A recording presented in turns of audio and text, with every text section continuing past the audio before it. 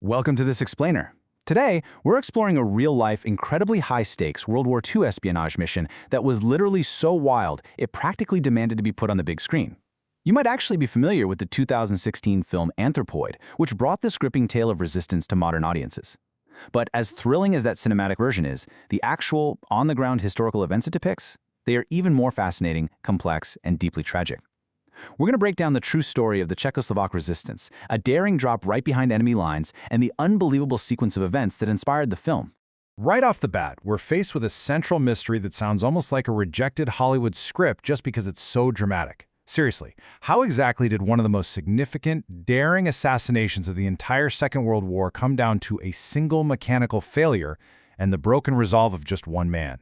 It's this massive story of meticulous planning meeting absolute unpredictable chaos and incredible courage, completely shadowed by a devastating betrayal. Okay, let's dive into this. When you look at the Hollywood glitz side by side with the grim historical reality, the 2016 film is spearheaded by actors Cillian Murphy and Jamie Dornan. But the real-life heroes were Josef Gabčík, a Slovak, and Jan Kubiš, a Czech. These guys were exiled Czechoslovak soldiers based in Britain.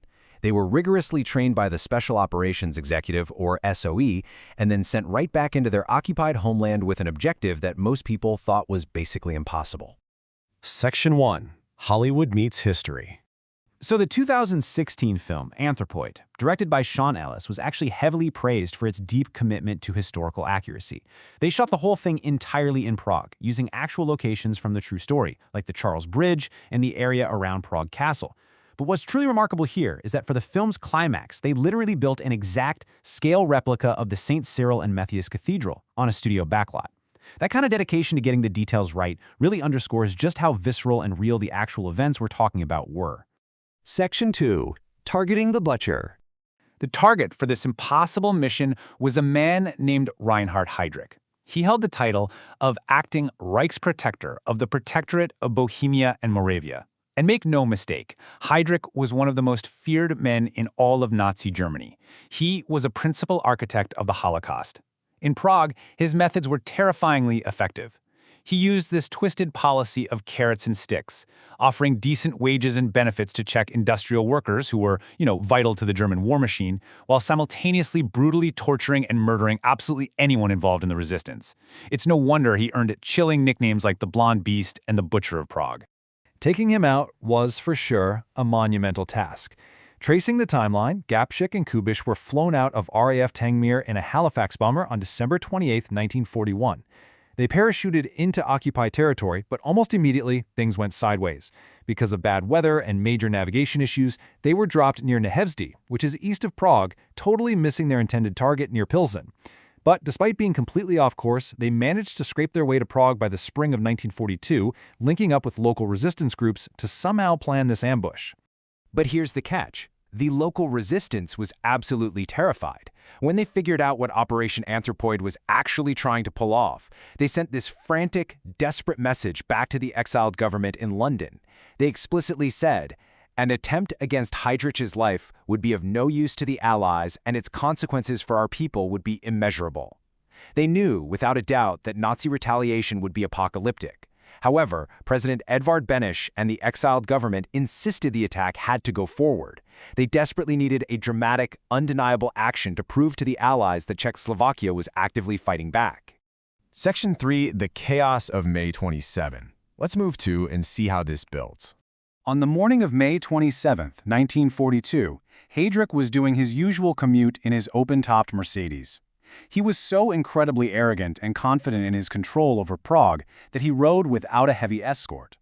As his car slowed down to navigate this tight hairpin curve in the road, Gabčík stepped out, dropped his raincoat, and aimed his British-made Sten submachine gun point blank.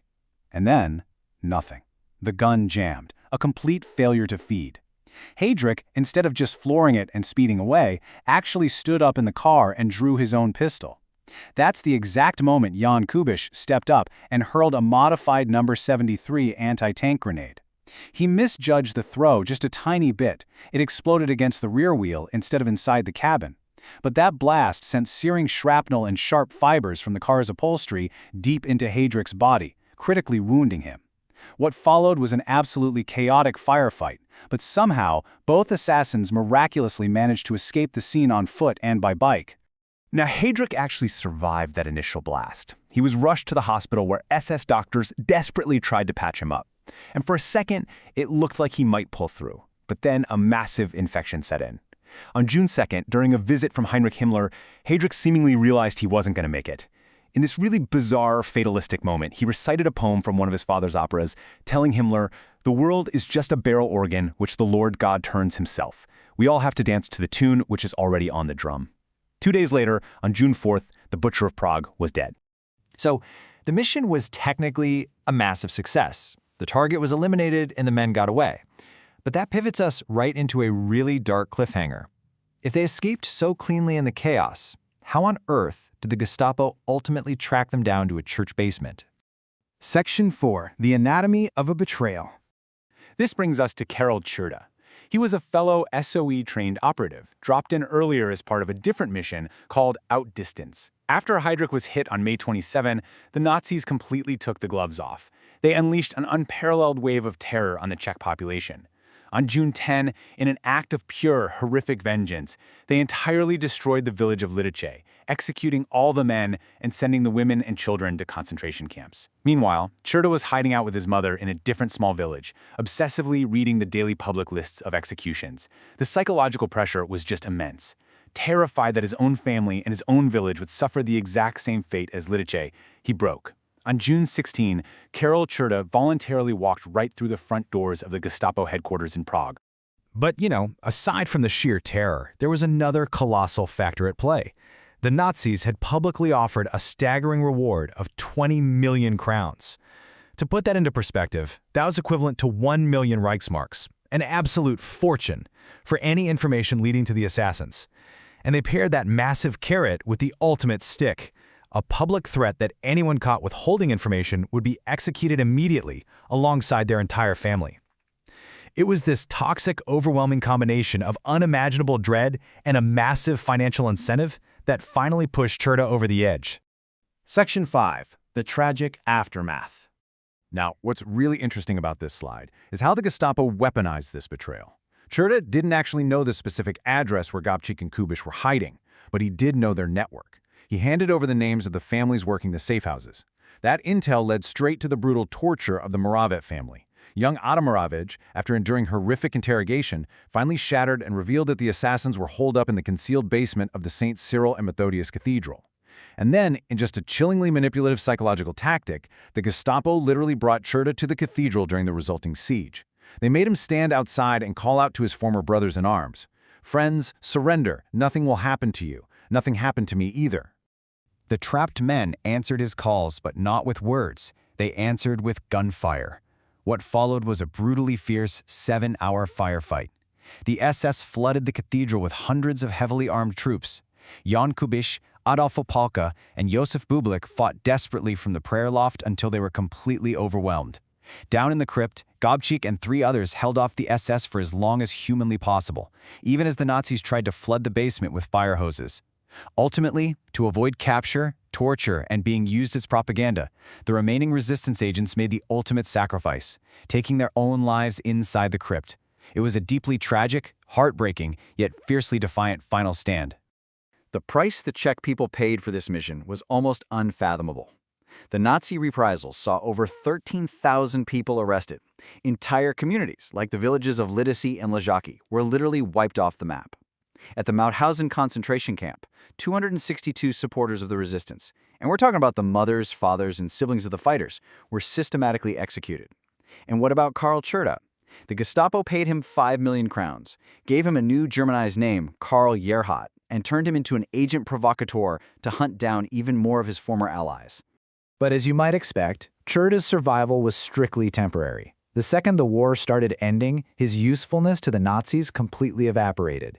In April 1945, he desperately tried to flee toward the advancing American lines.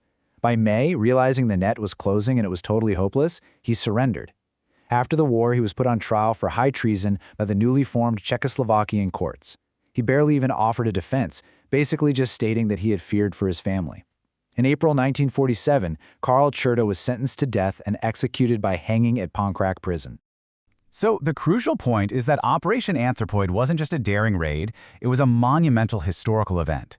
It remains the only verified, government-sponsored assassination of a senior Nazi leader during the entirety of World War II. It absolutely achieved its geopolitical goal of proving to the Allies that the Czechoslovak people were resisting, but it came at a staggering, heartbreaking cost in civilian lives. It stands today as a permanent testament to the unimaginable bravery of soldiers like Gacik and Kubiš, and a stark reminder of the sheer brutality of the occupation they were fighting against. Which leaves us all with a really heavy thought to ponder today. When we look at the incredible courage of the assassins, right alongside the tragic psychological collapse of Karel Czerda under pressure that most of us can't even fathom, we have to ask ourselves, when the stakes are absolute and your family's lives are quite literally on the line, does the primal instinct to survive ever excuse the ultimate betrayal? It's an incredibly complex moral question from one of history's darkest chapters. Thank you so much for joining me on this explainer, and keep exploring the incredible true stories behind the history we only think we know.